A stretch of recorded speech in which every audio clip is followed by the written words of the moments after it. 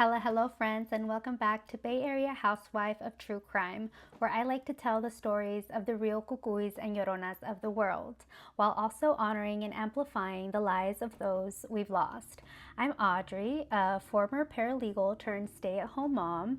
I'm a neurospicy elder millennial who loves true crime. The cases I cover are wild, topics may be triggering, viewer and listener discretion is advised. The people mentioned are innocent until proven guilty in court. With all that being said, grab your hot Cheetos and let's get started on today's case.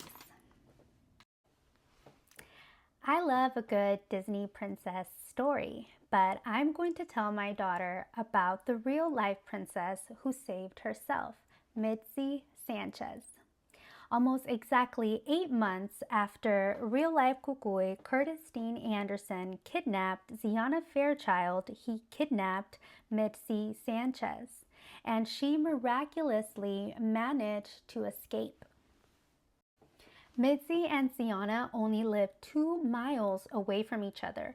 Midsi also had a similar description to Ziana. She had olive skin, brown hair, brown eyes, and they were both taken on a Thursday. It was Thursday, August 10th of 2000, and Midsi was so excited for her birthday party celebration scheduled for that Saturday. She was one of 5 kids and was excited to have her tias, tios, primas, primos, and friends over to celebrate her belated birthday. She had just turned 8 on August 3rd, and this spunky girl was ready to pick up the birthday cake with her picture on it. And she begged her mom to stay home from school that day because she wanted to decorate everything for her party. Her mom said no and dropped her and her brother Ismael at Highland Elementary. It was a year-round school, so after she dropped her kids off, Susana Velasco headed to her job as a stylist at Supercuts in Pinole.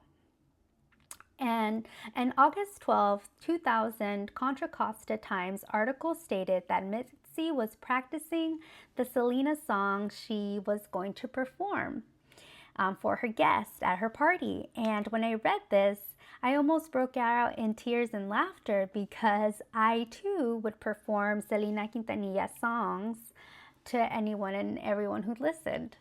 Midsi and her brother Ismael, who was 2 years older, would normally walk together to their house that was about 7 blocks away from school.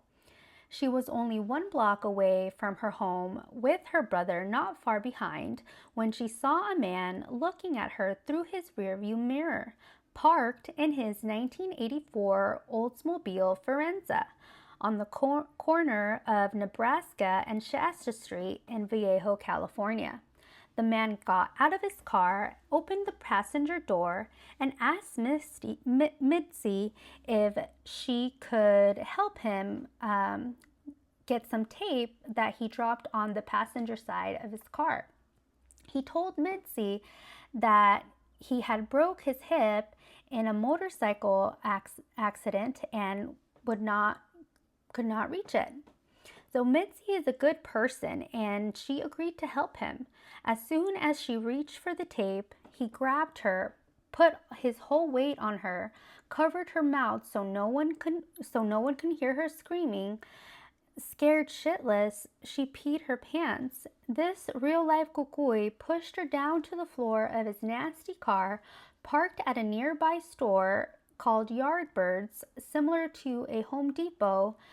Curtis forced Midsi to change into a cheerleader outfit he already had in his car, made her put on makeup, nail polish, forced her to drink alcohol, but denied her food and water. His car's windows were covered in blankets. It was August, it was hot, and he had no AC. The next 44 hours under the wrath of this real-life cucuy, Midsi was raped and kept sedated with alcohol. Around 4 p.m., Susana Velasco, Mitzi's mom, called the house to check in. That's when she learned Mitzi had not made it to school that day. She called the school at around 5 p.m. and Mitzi was not there. At 5:40 p.m., the police were called and reported Midsi Sánchez missing. They were looking for a 4 feet tall girl that weighed about 80 pounds with brown eyes, brown hair. She was wearing jeans and a white t-shirt. The day after he took Midsi, he showed up to her house and offered Midsi's mom his help to look for the girl he had taken. On Saturday, August 12, 2000, Curtis drove to his former workplace, parked his car, got out, dropped something, and he told Midsi not to look and he was going to be right back.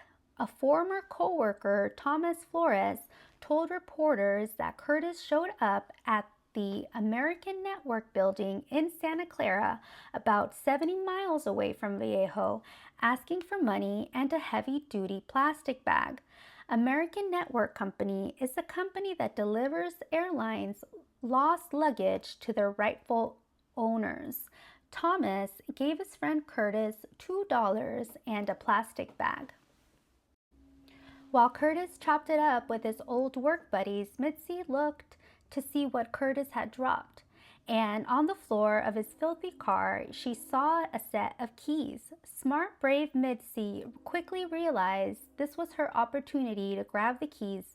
She unlocked herself from the shackles, rolled down the window, and jumped out of the car. She wanted to run, but her knees buckled, and she was too weak to do so. So she started walking away. Several cars drove by and no one stopped to help her.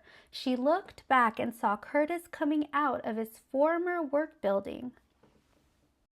Midsi saw a big 18-wheeler truck, and with nothing to lose, she jumped in front of it. The truck stopped. She climbed up, got in through the window, and asked her guardian angel, Carl Tafua, for help.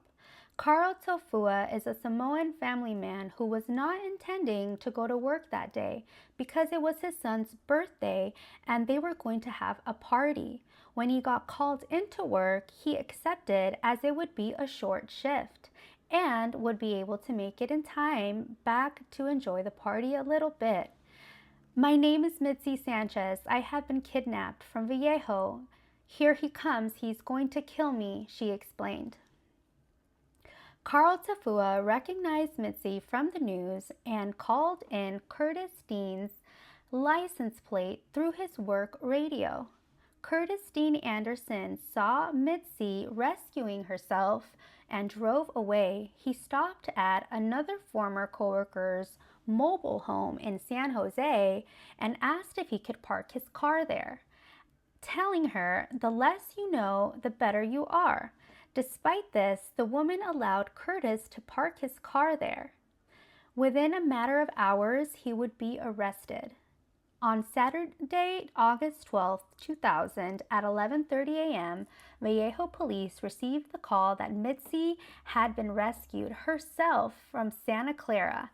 She was taken to the hospital, got a rape kit done, and was reunited with her parents on Saturday evening. She came home to hundreds of people at her house, singing her happy birthday, while being carried in the safety of Juan Carlos Sánchez, her father's arms. On Saturday, August 12, 2000, at 7:45, authorities arrested Curtis Dean Anderson at 200 El Bosque Drive in San Jose, California.